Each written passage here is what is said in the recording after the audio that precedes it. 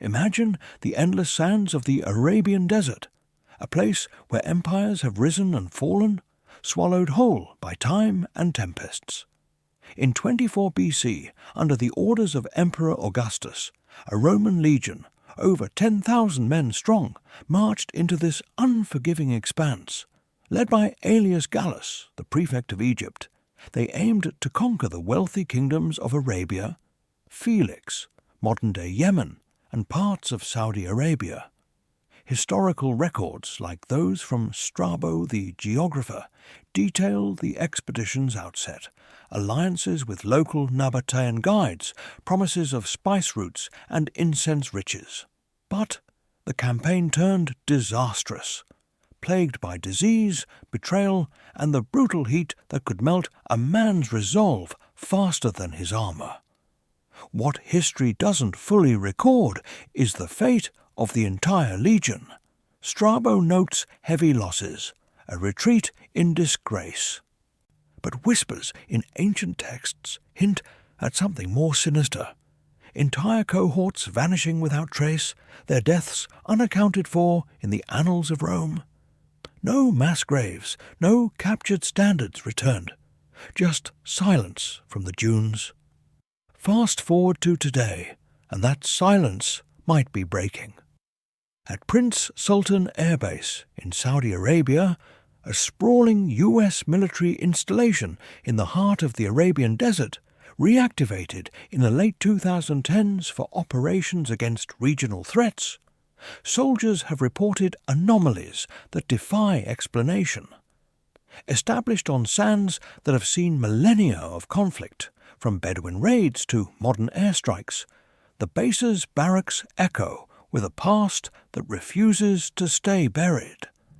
I've pored over declassified reports, veteran forums, and even spoke anonymously with service members who've served there. What emerges isn't just ghost stories.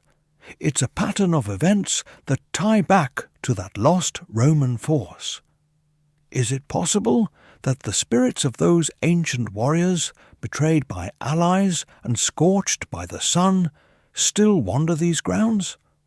Or is it the desert itself, a paranormal vortex where history bleeds into the present? Tonight we delve into one soldier's account, a composite drawn from real testimonies to protect identities, set in the modern era around 2022, amid heightened tensions in the Middle East. Prepare for a tale of haunted barracks, where the line between duty and dread blurs. If you've served in similar outposts, you might recognize the unease. Let's step into the shadows. Chapter 1. Arrival in the Dunes. Expanded Wartown 900 words. My name, for the purposes of this recording, is Sergeant First Class Daniel Reyes, formerly with the 308th Expeditionary Security Forces Squadron. I arrived at Prince Sultan Air Base on 14th of February 2022, part of a rotation supporting Operation Inherent Resolve Force Protection. The C-17 touched down just after midnight. Even through the aircraft skin, I could feel the heat waiting outside like a living thing. We offloaded in full battle rattle, plate carriers, Kevlar, M4s slung, NVGs dangling from our helmets. The air hit like opening an oven door, dry, mineral sharp, carrying the faint metallic taste of jet exhaust and ancient dust. Floodlights turned the immediate tarmac bone white, but beyond that perimeter the desert was absolute black. No horizon, no stars visible through the haze, just an enormous swallowing nothing.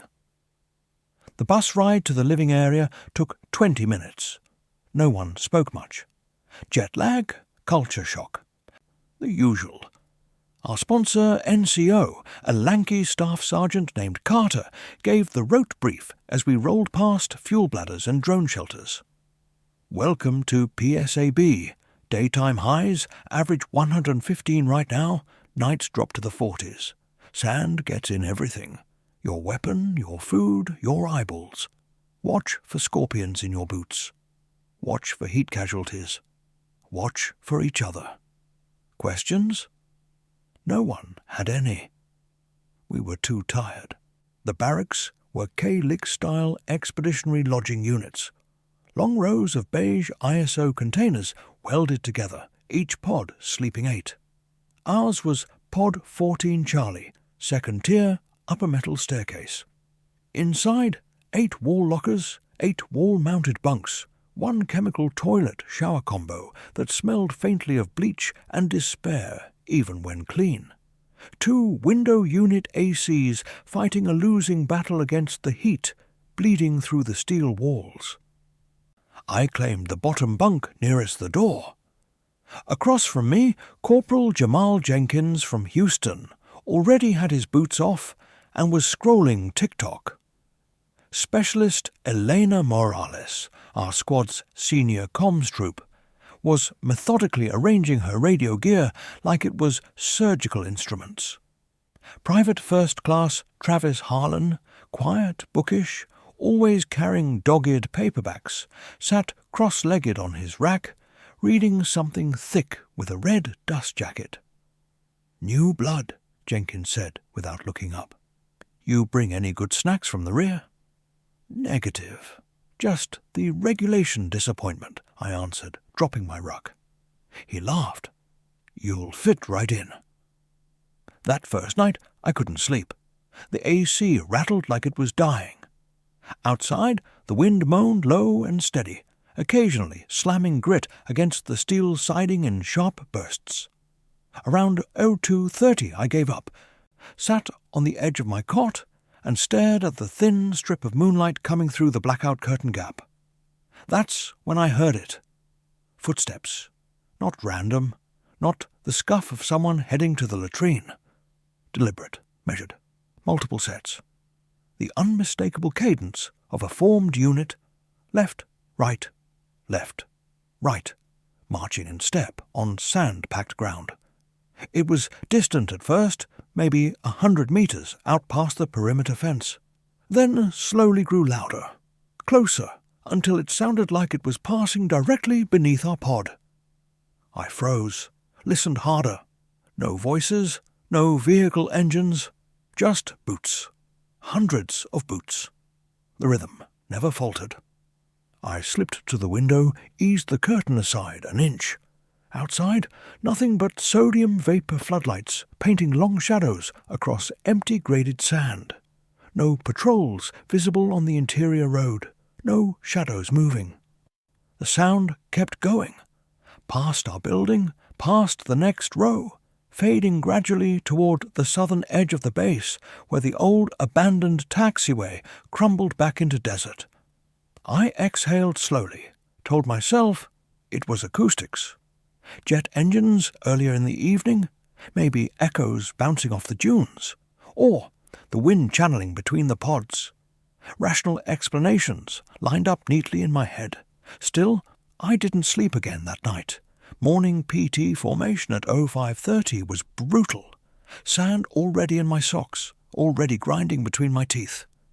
After the run, Harlan fell in beside me as we walked back.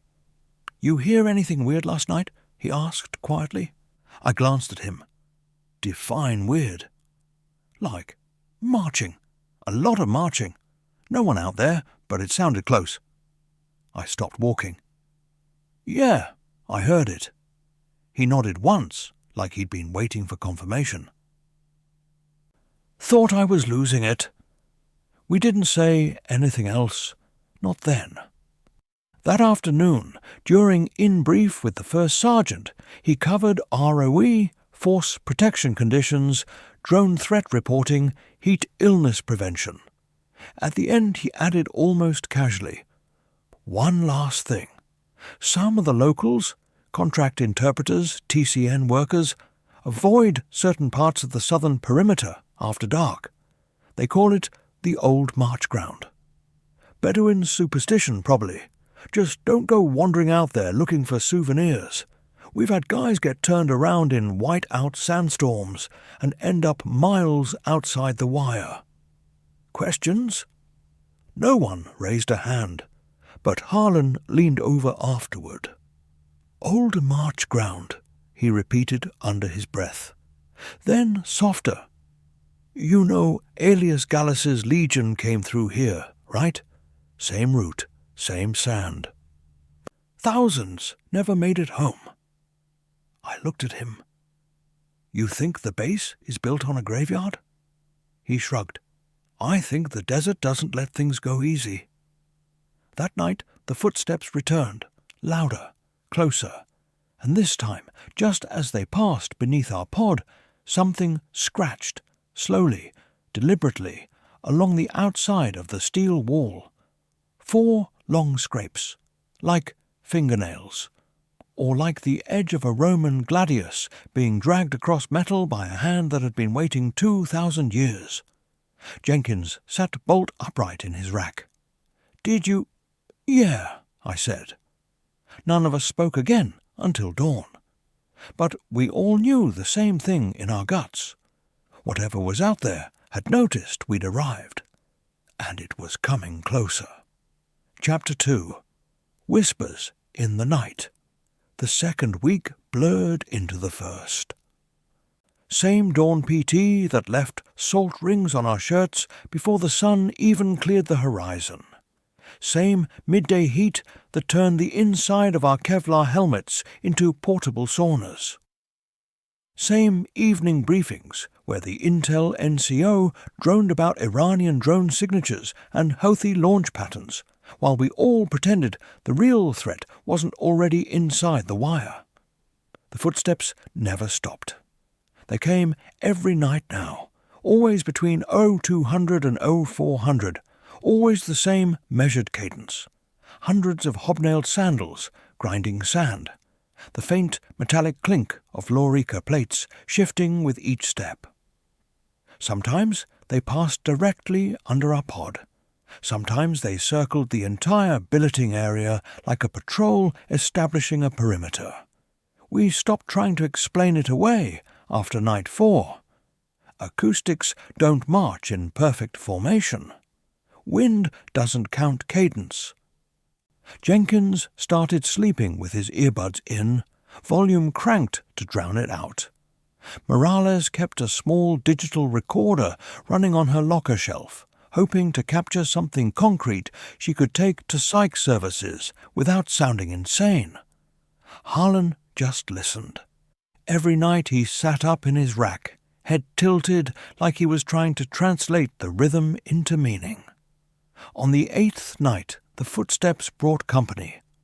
I woke to the sound, not louder but closer, right outside the window. Then came the voices. Low at first, like wind carrying fragments of conversation across a parade ground. Latin. I don't speak it. But the cadence was unmistakable. Short, barked commands, the kind you hear in basic when a drill sergeant wants instant obedience. Signa infere. Testudo formate.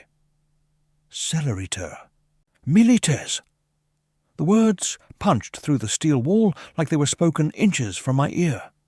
I sat up so fast I cracked my head on the bunk above. Jenkins was already awake, eyes wide in the red glow of the emergency exit light.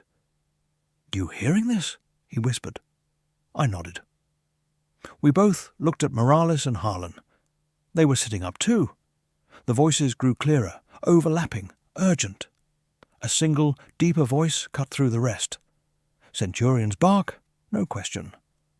Ad signum, hostes in conspectu. Then silence. Not the gradual fade of sound drifting away. The abrupt cut-off of someone slamming a door. The footsteps continued for another 30 seconds, then they too stopped dead. We sat there in the dark, breathing shallow, waiting for the next sound. Nothing came. At 04:30, Reveille sounded over the giant voice. We moved through morning routine like automatons. Shower, uniform, chow, formation. No one mentioned the voices at breakfast. Some things you don't say out loud until you're sure they're real. That afternoon, Harlan cornered me behind the DFAC while we waited for the ice machine to spit out another bag. I looked it up, he said quietly. Those phrases, they're straight out of Vegetius and Caesar's commentaries. Advance the standards. Form testudo. Quickly, soldiers. To the standard. Enemy in sight. Standard legionary drill, commands from the late Republic into the early Empire. I rubbed the back of my neck. So we're hearing a Roman basic training tape on repeat. No, he said. We're hearing men who were still using those commands 2,000 years later, men who died out here. He pulled out his phone, showed me a screenshot from an old Strabo translation he'd saved. Many of the soldiers perished from disease and fatigue. The greater part of the army was destroyed. The survivors returned in wretched condition. Strabo doesn't say how many, Harlan continued. Doesn't say where the main body fell, just that they marched south from Leucacombe, followed the coast, then struck inland toward Marib, right through this stretch of sand, and then nothing. I stared at the screen. The coordinates he'd highlighted overlapped almost exactly with PSAB's southern boundary. That night, we prepared. Morales set up her recorder again, this time with an external mic taped to the exterior wall. Jenkins pulled his poncho liner over his head like a shield. Harlan sat with his notebook open, pen ready to transcribe anything we could make out. The footsteps arrived at 0217. This time they didn't just pass. They halted directly outside our pod. We heard armor clinking as men shifted weight. A low murmur rippled through the formation. Individual voices now, not just commands. Exhaustion in every syllable. Thirst. Fear. One voice, younger, almost pleading. Aqua, domine, aqua. Water, Lord, water. Another answered, older, resigned. Non est, deserta est, ambilamus usque ad finem. There is none. It is desert. We march until the end. Then the centurion again, quieter this time, almost broken. Legio non relinquimus signa, nunquam. Legion, we will not abandon the standards. Never. The words hung in the air. Then a single, terrible sound. A man coughing wetly, the kind of cough that ends in blood. Another joined him. Then another. The entire formation seemed to shudder with it. Dozens, maybe hundreds, dying on their feet. Morales's hand shook as she checked the recorder. The red light stayed steady. The coughing peaked, then faded into ragged breathing. Footsteps resumed, slower, dragging, unsteady. They moved south again, toward the old taxiway, toward the empty dunes beyond the perimeter. We didn't speak until the sound was gone. Jenkins broke the silence first. They're not just marching. They're still dying out there. Every night. Harlan closed his notebook. And they know we're here. They stopped right outside our window. They wanted us to hear. I looked at the steel wall, imagining the other side. The dark sand, the floodlights barely reaching, the endless black beyond. Morales rewound the recording, hit play on low volume. The voices came through tinny but unmistakable. Aqua, domine, aqua. We listened 3 times. No one slept after that. The next morning at Stand 2, the first sergeant announced a base-wide sandstorm, warning for the next 72 hours. All non-essential movement restricted. Perimeter patrols on 2-man teams only. No one goes south of Taxiway Bravo after dark. He didn't say why the restriction had suddenly tightened. He didn't have to. We already knew. Something out there had finally acknowledged our presence. And it wasn't finished talking. Chapter 3. The Unearthed Relic. The sandstorm hit at 1100 on a Wednesday. Not the kind of storm that rolls in politely with warning sirens. This one came fast, black wall from the southwest, visibility dropping from miles to meters in under 10 minutes. Base went to condition Bravo. All aircraft grounded, non-mission essential personnel locked down.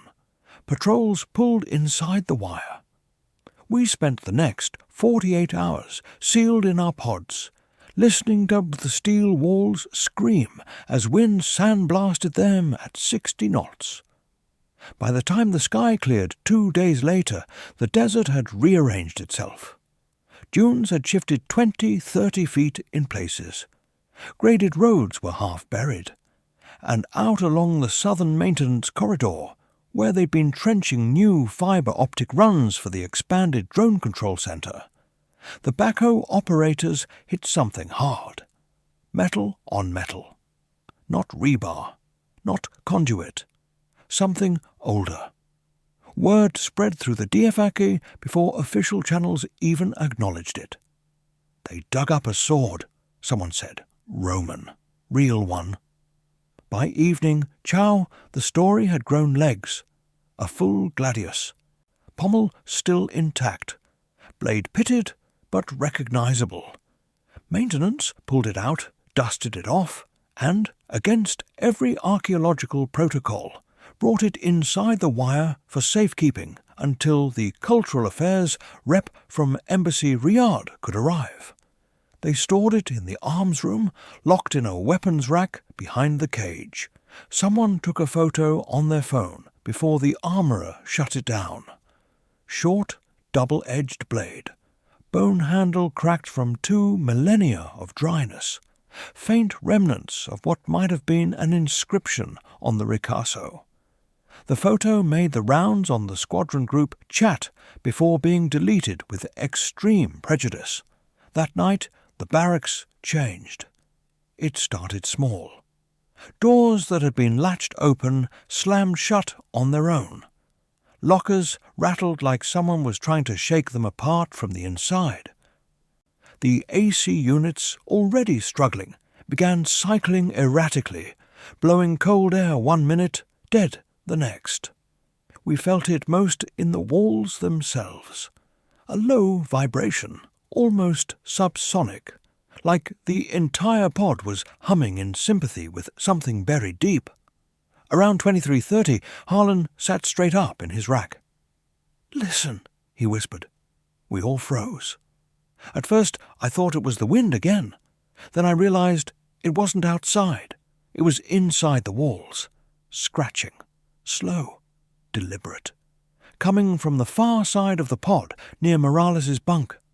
Long, even strokes, like to someone dragging a knife point across steel, carving letter by letter. We didn't move, didn't breathe. The scratching stopped, then started again, closer this time, under Jenkins's rack. Then mine, systematic, methodical, as if whatever was doing it was working its way around the room, marking every bunk. Jenkins finally cracked. "What the fuck is that?" No one answered. We all knew. Harlan slipped out of his rack, flashlight in hand, and crouched beside the wall nearest his locker. He traced the beam along the seam where steel met steel. There, faint but unmistakable, new scratches. Not random. Letters. Latin. Harlan read it aloud, voice shaking. "Nos relinquere non possumus." Morales pulled up her phone translator. "We cannot leave." The room temperature dropped 10 degrees in seconds. My breath fogged. In Saudi Arabia. In July. Inside a stale box with 2 AC units running full blast. That was when the screams started. Not ours. They came from everywhere and nowhere. Muffled, overlapping, agonized. Men crying out in Latin, the same words over and over. "Aqua, aqua per Deos. Domine, miserere. Legio, legio mea." Water. Mercy. My legion. The sound wasn't in the room. It was in the walls, in the floor, in the air itself, like the steel had become a membrane and something on the other side was pressing through. Jenkins grabbed his rifle from the rack, chamber empty, magazine out, pure reflex. Morales clutched her recorder like a talisman. Harlan just stared at the scratches, whispering, "They're trapped. They've been trapped here the whole time." I forced myself to speak. "We need to get out. Go to the day room. Wake the CQ." We moved as a unit, quiet, fast, weapons in hand, even though we knew bullets wouldn't help. The hallway was empty, lights flickering. Every other pod door was closed tight. No one else seemed to hear it. We reached the end of the corridor. The exterior door wouldn't budge. Locked from the outside? No. Deadbolt was thrown from inside. We'd done it ourselves at lights out. Something laughed. Low, wet, right behind us. We spun. Nothing. Then the lights snapped off. Emergency red strips came on, bathing everything in blood. The screams peaked, hundreds of voices now, dying, begging, cursing. Footsteps resumed, but inside. Pacing the hallway, marching in place. Boots on concrete. A single voice separated from the rest. Deep, commanding, exhausted. Redat, Signa, Redat, Nobis. Return the standards. Return them to us. The lights surged back to normal, the screams cut off like a switch. The footsteps faded. We stood there, hearts hammering, until the CQ runner came around the corner on his rounds. "You guys okay?" he asked, seeing our faces. We didn't answer. Couldn't. Next morning, the sword was gone from the arms room. No one would admit moving it. Maintenance claimed the trench had collapsed overnight. Sand poured back in, burying the site again. The photo in the group chat, deleted from every phone. No trace, but the scratches remained, every bunk, every wall. Nos relincere non possumus. We cannot leave. And now we knew why the hauntings had escalated. They weren't just remembering, they were asking, and they weren't asking politely anymore. Chapter 4. Visions in the Sand. After the relic was reburied, or vanished depending on who you asked, the barracks went quiet. Too quiet. The footsteps stopped. The scratching ceased. The screams faded to nothing. For 3 nights we slept in uneasy shifts, waiting for the other shoe to drop. We told ourselves maybe it was over. Maybe returning the sword to the sand had satisfied whatever was restless. Maybe the desert had taken back what it considered its own. We were wrong. The visions started on the 4th night. I was on mid-watch perimeter patrol. 2-man team, me and Jenkins, walking the southern fence line between Taxiway Bravo and the old abandoned dispersal pads. Moon was 3/4 full, casting long shadows that made every dune look like it was moving. We kept NVGs flipped up. Thermals weren't picking up anything warmer than ambient sand. Just routine, just boredom. Then the cold hit. Not a breeze, not temperature drop from night settling. A sudden, bone-deep chill that rolled over us like someone opened a freezer door directly in our faces. My breath plumed white. Jenkins cursed under his breath, rubbing his arms through his blouse. "Sarge, you feel—" Before he finished, the world tilted. Not physically, not like vertigo. The ground stayed solid under our boots, but everything else shifted. The fence disappeared. The floodlights snuffed out. The base vanished. In its place, endless dunes under a merciless noon sun. Heat so thick it pressed against my eyeballs. Men in red tunics and segmented armor staggered past me, hundreds of them. Shields slung, peeler dragging in the sand. Faces blistered and cracked, lips split black from dehydration. I tried to move, couldn't. My body wasn't mine anymore. I was watching through someone else's eyes. A legionary, younger than me, thirst burning his throat like swallowed coals. Every step sent knives up through cracked soles. Ahead, the aquilifer carried the eagle standard high, gold glinting cruelly in the sun, mocking us with the promise of Rome we'd never see again. Voices overlapped in my head.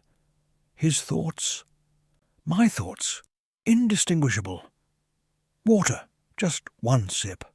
The guides promised wells. They lied. A man ahead collapsed. No one stopped to help. Couldn't. Strength reserved only for forward motion. Another fell. Then another. Vultures already circling, patient black specks against blinding sky. I felt his panic rise, felt the betrayal sink deeper than any wound. The Nabatean scouts had vanished 2 days earlier, taking the last waterskins with them. The centurions still barked orders. Keep ranks, standards never fall. But their voices cracked like dry leather. Then the vision snapped forward. Night now. Same men, thinner, hollow-eyed, huddled around a dying fire. No wood left, burning shield fragments and tunic scraps. A boy, no older than 18, whimpered, rocking back and forth. Martyr, martyr, mother, mother. The centurion knelt beside him, placed a hand on his shoulder, spoke softly. Legio non moritur. We do not die. We endure.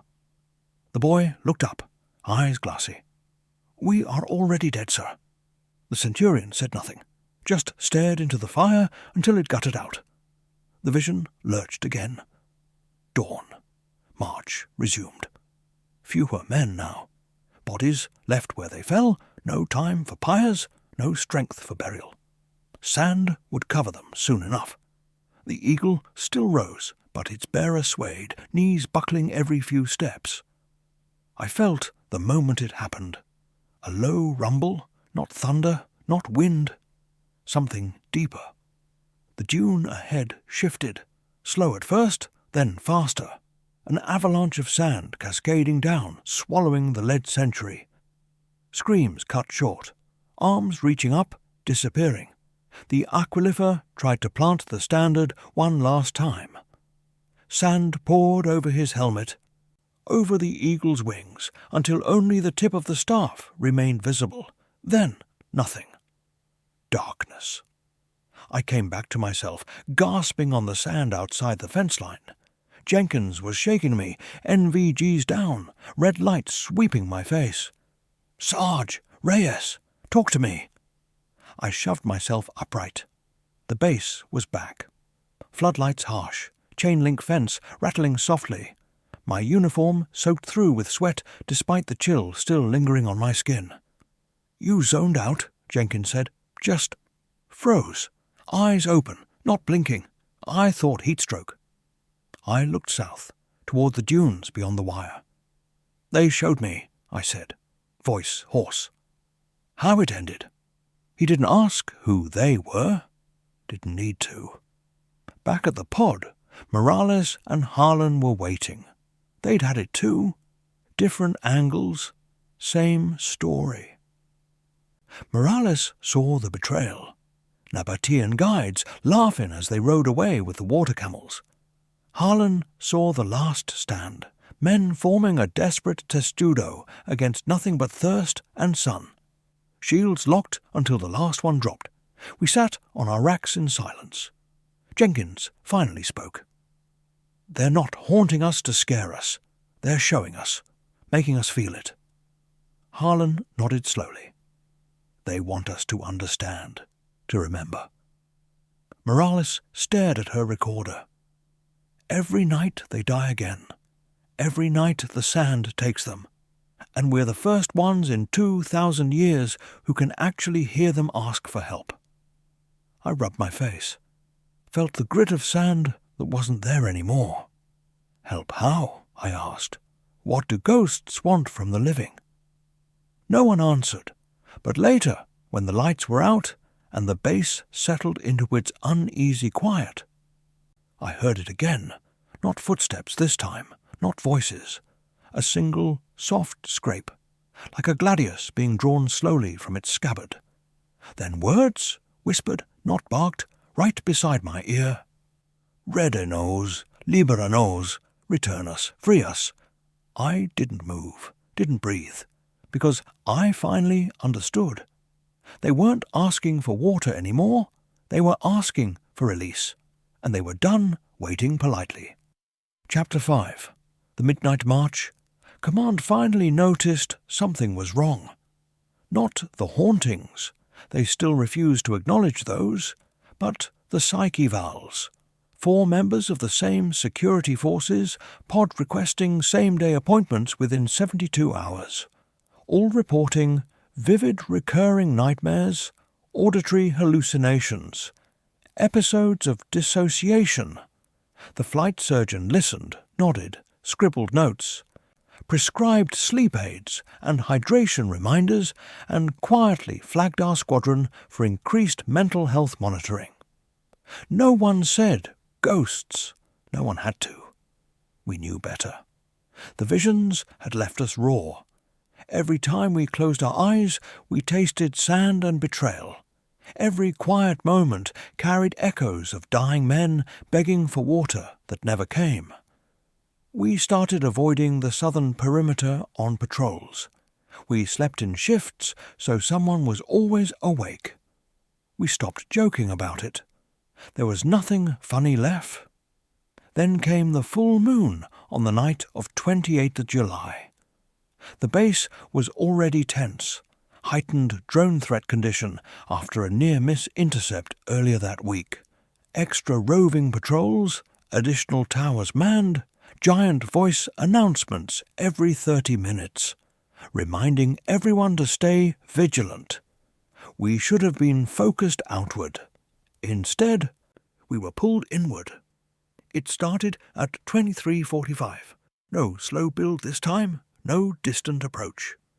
The footsteps simply appeared, inside the wire, inside the billeting area, right beneath our pod. Hundreds of them, synchronized, heavy. Not the dragging shuffle of the previous nights. This was a formed unit on the march, centurions calling cadence, shields clanking, peeler rattling against greaves. Jenkins sat up first. They're not passing through. They're stopping. Morales checked her recorder, already running. Harlan stared at the wall where the Latin scratches still showed faint under black light. I moved to the window, eased the blackout curtain aside. Outside? Nothing visible at first. Just moonlit sand, floodlights painting silver pools, the usual quiet hum of generators. Then the shadows moved. Not random, not tricks of light. Ranks. Dozens, maybe hundreds, of translucent figures stepping out from the dunes beyond the fence. They wore lorica segmentata that flickered like bad video compression. Crested helmets. Rectangular shields with faded lightning bolt devices. They formed up in perfect maniples, century by century, as if answering an invisible call to formation. No sound from them now, except the boots. Those endless, impossible boots, echoing across concrete and sand alike. Harlan whispered, "They're assembling, like they're preparing to move out." The lead figure, a tall centurion, vine staff in hand, raised his arm. The entire formation snapped to attention. Then, as one, they turned south, toward the old taxiway, toward the unmarked stretch of desert where maintenance had hit the sword, toward whatever lay beyond the wire. The footsteps resumed, louder, purposeful. Jenkins grabbed his plate carrier. "We can't just sit here." "What are we going to do?" Morales asked. "Shoot ghosts?" "No," I said. "Follow them. See where they're going." We geared up fast, soft kit only, no rifles, no NVGs that might blind us to what we needed to see. We slipped out the pod door, moved low along the shadows of the billeting units, staying inside the light cones as much as possible. The base was quiet. Most personnel were locked down or on post. No one saw 4 soldiers ghosting toward the southern fence. We reached the vehicle gate nearest taxiway Bravo. It was unmanned. Patrols pulled in because of the moon and the wind kicking up dust. We crouched behind a Jersey barrier and watched. The spectral legion marched straight through the fence, not around, not over, through. Chain link and razor wire passed over them like smoke. They didn't slow, didn't waver, just kept moving south, ranks tight, standards high, disappearing 1 sentry at a time into the moonlit dunes.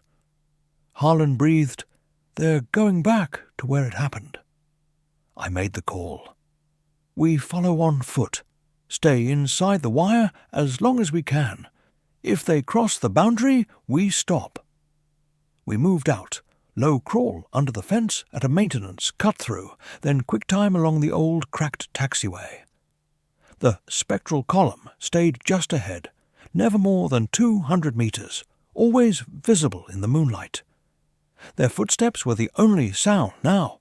No wind, no generators, no distant jet noise. Just boots. After 15 minutes, the formation halted. We dropped behind a low berm. Ahead, the Legion had formed a hollow square around what looked like a shallow depression in the sand, an old excavation scar half filled by recent storms. The centurion stepped forward, planted his vine staff. The ranks parted. A single aquifer advanced, bearing the eagle standard. He drove the staff into the sand. For a moment, nothing happened. Then the ground shuddered. Not earthquake, not explosion. A deep, resonant vibration, like the desert itself was exhaling. Sand began to rise in slow spirals around the eagle. Shapes formed within the dust. More men, more shields, more faces, hundreds, thousands, emerging from the dunes as if summoned. The lost centuries. The ones history never counted. Jenkins gripped my arm. "Sarge." The centurion turned, not toward his men, toward us. Even at distance, I felt the weight of his gaze. Hollow eyes, locked on our position. No anger, no threat, just recognition, exhaustion, a question. Harlan stood slowly. They know we followed. The centurion raised his staff once. A single word rolled across the sand, not spoken aloud, but felt in the chest like a bass drum. Testes. Witnesses. Then the formation began to fade, starting at the edges, ranks dissolving into blowing sand, standards toppling slowly, men collapsing to their knees as if the last of their strength had finally given out.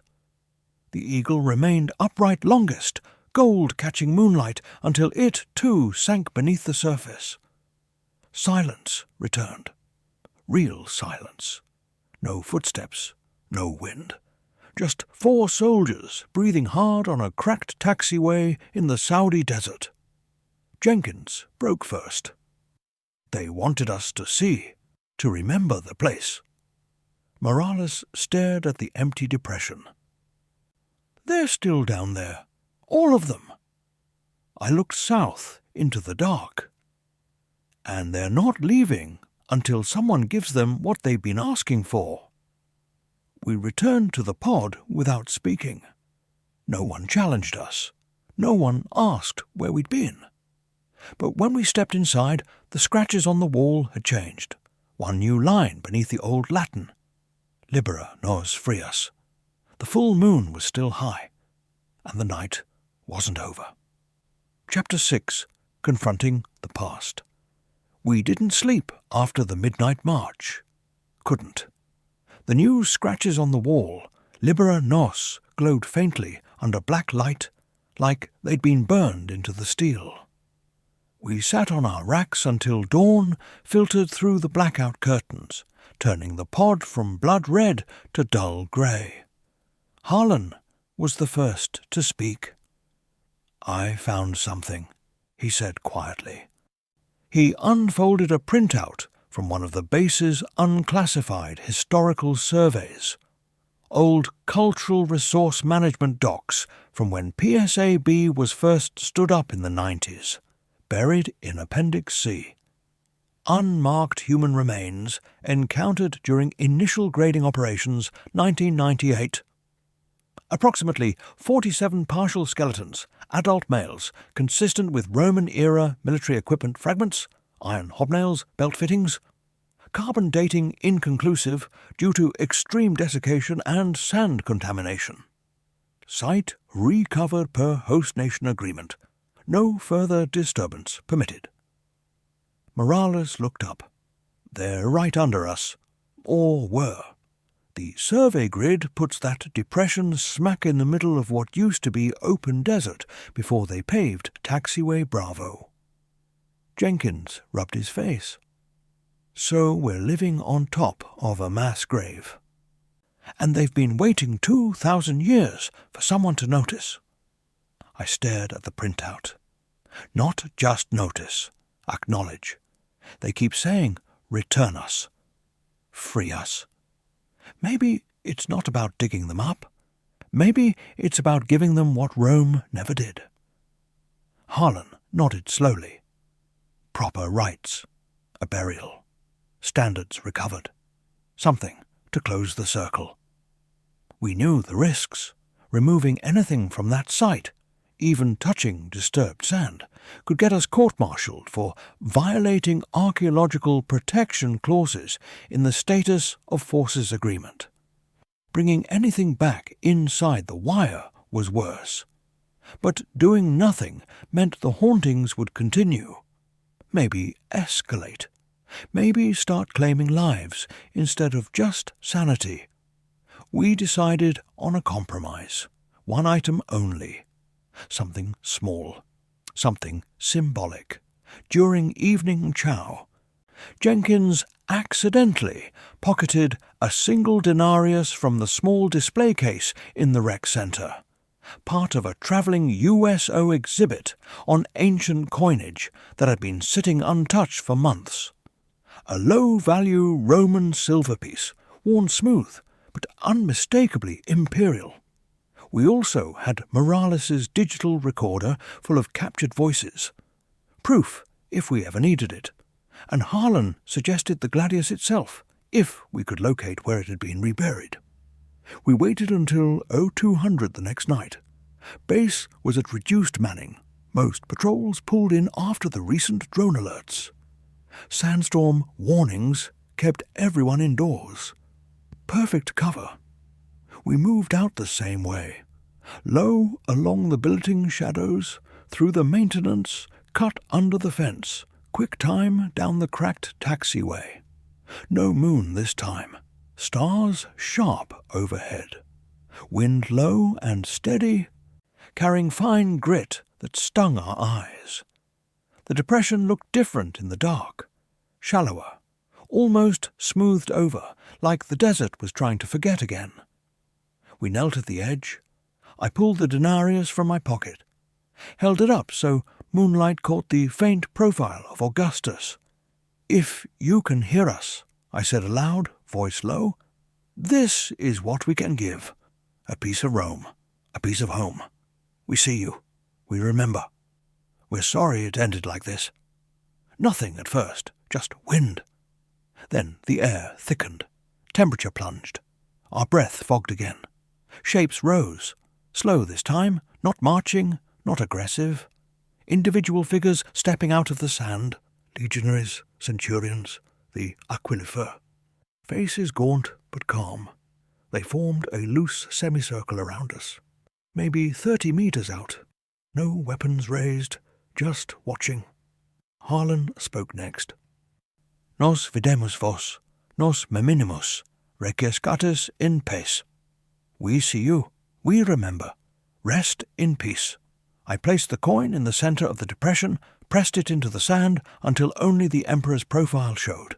The ground trembled, gentle, almost a sigh. More figures emerged, hundreds now. The entire lost legion, translucent ranks stretching back into the dunes. They didn't speak, didn't need to. The pressure in our chests eased. The cold softened. Then the centurion, the same one who'd looked at us under the full moon, stepped forward. He stopped 5 meters away, raised his vine staff in salute, and not threat, acknowledgement. Behind him, the aquilifer lifted the eagle one last time. The standard flickered, gold-catching starlight, then slowly sank into the sand, not buried by force, lowered, like a flag at retreat. One by one the figures saluted, then faded, not violently, not screaming, quietly, gratefully, until only the centurion remained. He looked directly at me. A single word formed in my mind, not spoken, but placed there like a memory I'd always had. Gratias, frater. Thanks, brother. Then he was gone. The wind picked up. Sand drifted over the coin, covering it completely in seconds. The depression smoothed flat. By the time we stood, the site looked untouched, pristine, as if nothing had ever happened there. We walked back in silence, slipped under the fence, reached the pod without challenge. Inside, the scratches were gone, every wall clean, no Latin, no please. Morales checked her recorder. The last file, time-stamped 0217, played nothing but soft wind and our own breathing. No voices, no coughing, no marching. Jenkins sat heavily on his rack. It's over. Harlan stared at the blank wall where the words had been. They're not gone. They're just at rest. I looked out the window toward the south.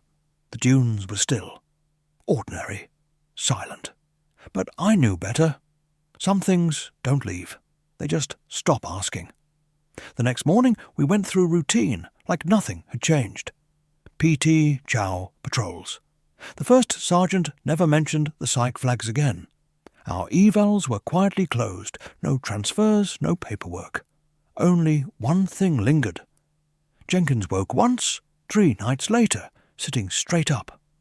Sarge, he whispered. I was already awake. He pointed at his forearm. A faint mark. Barely visible, unless you knew to look. Like a brand that had healed years ago. A small Roman numeral. X Legio X Fretensis. He rubbed it. It didn't fade. Guess they left us something to remember them by, he said. I nodded. We never spoke of it again. But every time we looked south, we remembered. And somewhere under the sand, 2,000 years of waiting had finally ended. Chapter 7. Echoes Remain.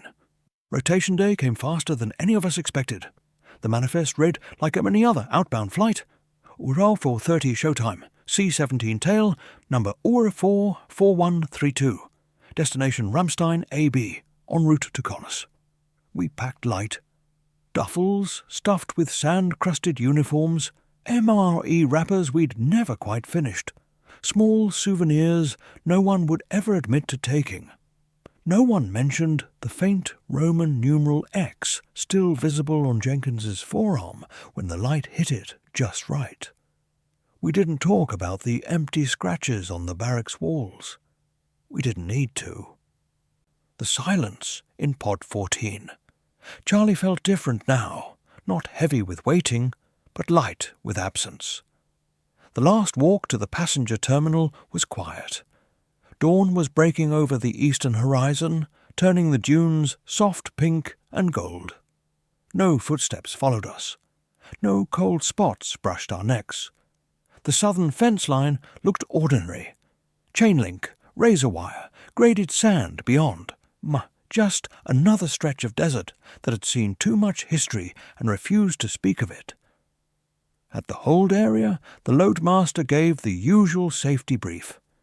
We boarded single file, found our seats, strapped in. The engines spooled up. The ramp closed with a hydraulic whine. As the aircraft taxied, I pressed my forehead to the small round window and watched the base slide away beneath us, barracks pods shrinking to beige rectangles, taxiways like pale scars across the sand. The old southern dispersal area nothing more than a faint depression no one would ever notice from 5,000 feet. Jenkins leaned over. "You think they're really gone?" I didn't answer right away. I kept watching until the runway fell away and the desert became an unbroken sea of gold. "They're not gone," I said finally. "They're just finished. They got what they needed. Someone remembered. Someone said, 'Thank you.'" Harlan, across the aisle, closed the battered paperback he'd been reading. Strabo's Geography, dog-eared at the section on Arabia Felix. 2,000 years is a long time to wait for a proper goodbye. Morales stared at her hands. "I keep checking the recorder. Still nothing, not even static, like the frequency went dead." We didn't speak again until we were wheels up and climbing out over the empty quarter. Back stateside, life tried to return to normal. Fort Bliss, in processing, leave, family. But normal felt wrong. The desert had left marks deeper than skin. Jenkins started waking at 2:30 every night, exactly the hour the footsteps used to arrive. He'd sit on the edge of his bed in his apartment, listening to silence that felt too complete. One morning he showed me the photo he'd taken of his arm under black light. The X was clearer now, almost raised like old scar tissue. He never covered it, said it reminded him not to forget. Harlan transferred to the reserves after his enlistment ended. He's working on a book, unofficial, unpublished, piecing together every declassified fragment he can find about Aelius Gallus's expedition. He emails me updates sometimes. New satellite imagery showing faint linear anomalies in the sand south of PSAB. Possible marching routes, possible grave fields. He never uses the word haunted. He just says, "The desert keeps records better than historians do." Morales stayed in. She's at Ramstein now, running comms for a fighter wing. Last time we talked, she admitted she still keeps the digital recorder in her go-bag. Not because she expects to hear anything, just because throwing it away felt like betrayal. Me, I'm out now, civilian contractor. Desk most days, occasional site visits to places that still smell like jet fuel and dust. I don't talk about PSAB much. When people ask why I left security forces early, I say family reasons. Burnout. The usual lines. They don't push. But every so often, usually around Row 200 when the house is quiet, I hear it. Not footsteps, not voices. Just a single soft scrape. Like a gladius sliding back into its scabbard. Like a standard being lowered for the last time. I don't jump anymore. I just lie there and listen until it fades. Because I know what it means. They're still out there. Not restless, not angry. Just present. A legion that finally received its rights. A debt acknowledged after 2 millennia. They don't need to march anymore. They don't need to beg. But they remember who listened.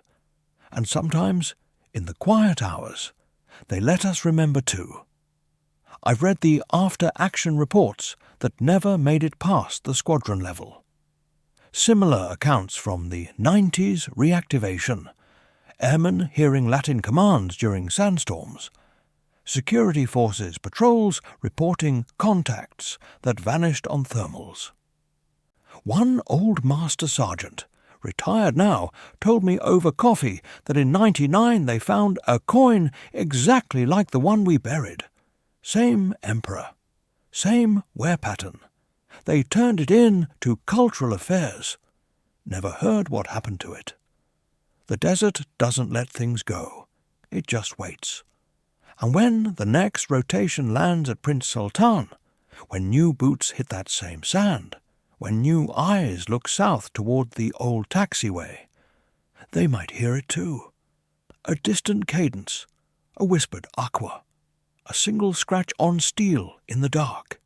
If they listen, if they're willing to remember. Because some wars don't end with treaties or parades. Some end with a quiet thank you under a desert moon. And some echoes, once heard, never fully fade. They just become part of the silence.